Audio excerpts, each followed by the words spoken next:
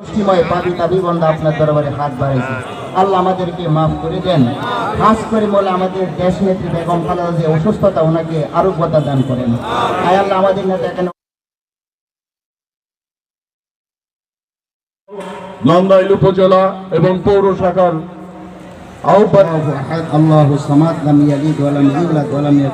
বিশ্বাস করি না, আমি বিশ্বাস করি ঐক্যের রাজনীতি, আমি বিশ্বাস করি বাংলাদেশ জাতীয়তাবাদী দল ইনশাআল্লাহ নন্দাইলে বিজয়ী হবে।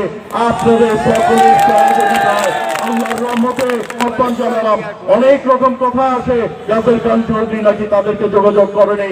সকল প্রমাণ আমার কাছে আছে, সকল প্রমাণ দলের বিভিন্ন পর্যায়ে পাঠানো হয়েছে যে আমি বারবার তাদের সাথে যোগাযোগ করেছি, বারবার তাদেরকে আহ্বান জানিয়েছি। আমি যদি আহ্বান নাও জানিয়ে থাকি,